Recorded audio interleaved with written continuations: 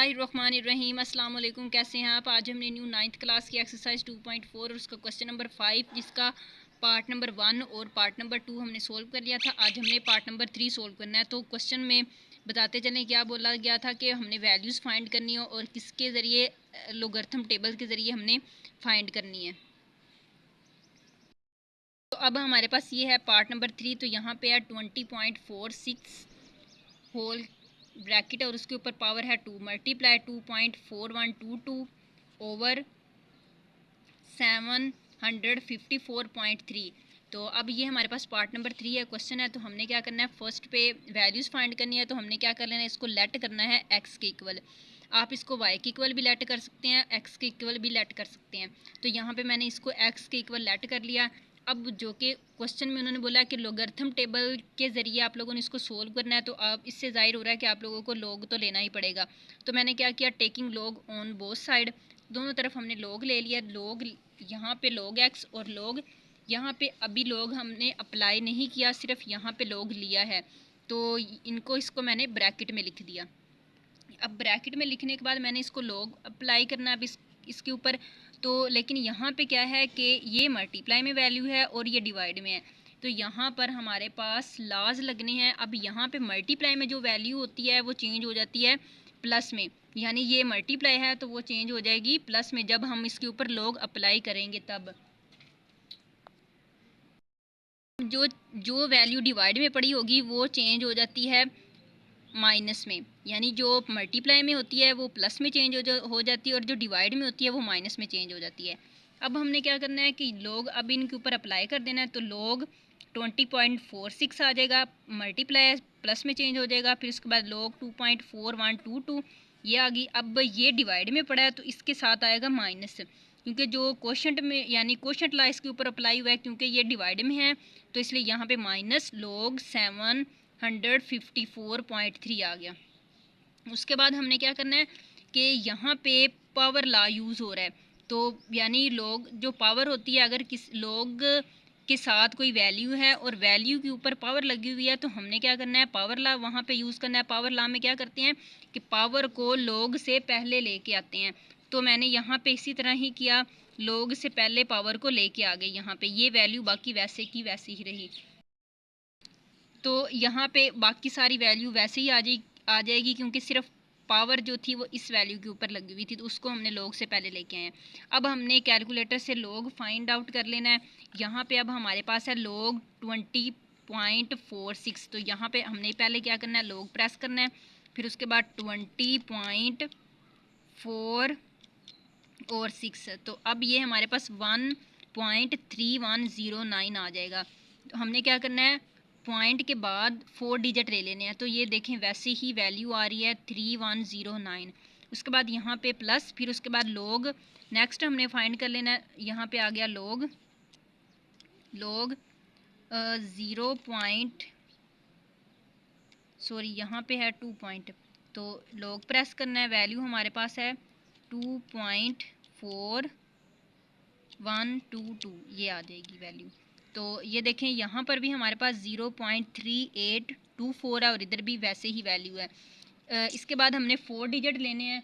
तो 4 डिजिट यहाँ पर भी हमने ले लिए हैं। तो अगर हम 5 वाला डिजिट देखते हैं तो 5 वाले डिजिट में क्या है कि तो ये हमारे पास वैल्यू आ गई। अब उसके बाद 754.3 का हमने लॉग फाइंड कर लेना है। तो यहाँ पे भी हम इसी तरह ही फाइंड करेंगे लॉग, फिर उसके बाद यहाँ पे है 754.3। तो यहाँ पे भी 2.877 और यहाँ पे आ जाएगा 5। तो उसके बाद हमने क्या करना है कि यहाँ पे जितनी भी वैल्यूज़ आई हैं इन दोनों को, यहाँ इन दोनों के दरम्यान में प्लस है, तो इन दोनों को अगर हम प्लस करेंगे तो हमारे पास 3.0042 आ जाएगा। तो उसके बाद ये माइनस 2.8775 नीचे आ जाएगा। अब इन दोनों को हमने माइनस किया तो हमारे पास ये वाली वैल्यू आ जाएगी। अब चूँकि उन्होंने हमें कहा है कि आप लोगों ने लोगरिथम टेबल से क्वेश्चन को सोल्व करना है, तो हम क्या करेंगे, यहाँ पे इसकी करैक्टरिस्टिक लिखेंगे और मैंटीसा लिखेंगे। अगर आप लोगों के पास टेबल मौजूद है तो आप लोग टेबल से भी इसको फाइंड कर सकते हैं। उसमें कैसे होता है कि हमने पॉइंट के बाद वाली वैल्यू लेनी होती है, पॉइंट वाली के बाद जो वैल्यू होती है, अब जैसे कि यहाँ पे 12 है तो 12 वाले आप लोगों ने 12 वाली लाइन में देखना है।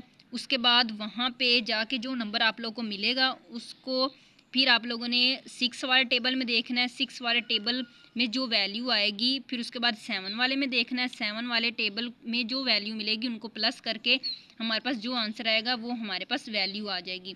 अब इसको हमने क्या करना है, यहाँ पे करैक्टरिस्टिक लिख दी। करैक्टरिस्टिक पॉइंट से पहले जो वैल्यू होती है वो इसकी करैक्टरिस्टिक होती है, और जो मैंटिसा होता है पॉइंट के बाद वाली जो वैल्यू होती है वो हो जाएगा इसका मैंटिसा।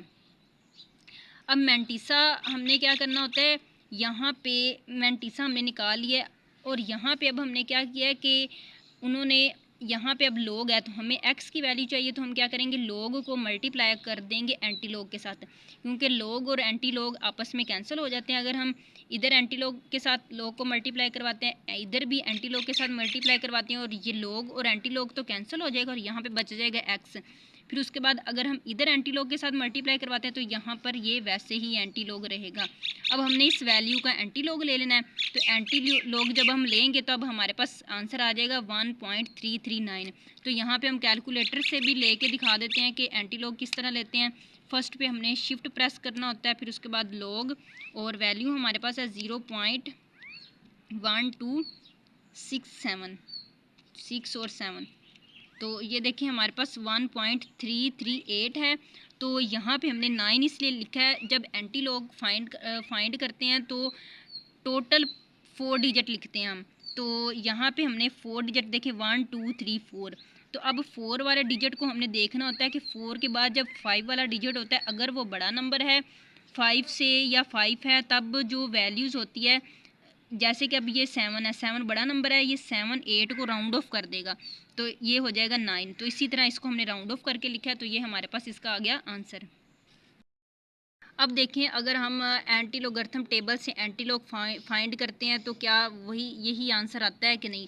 तो देखें यहाँ पर हमारे पास ये एंटी लोगरिथम टेबल है, एंटी लोगरिथम टेबल है। तो यहाँ पे हमने पहले फर्स्ट पे क्या है 12, तो हमने 12 वाली यहाँ पे ये लाइन में देखा ये 12 है 12। उसके बाद क्या है यहाँ पे 6, तो इधर से हमने 6 वाली यहाँ पे 6 वाले टेबल में देखना है, तो यहाँ पे ये 6 आया, तो ये 13 और 37 आ गया। फिर उसके बाद हमने यहाँ पे है 7, फिर उसके बाद 7 वाले टेबल में चला जाना है।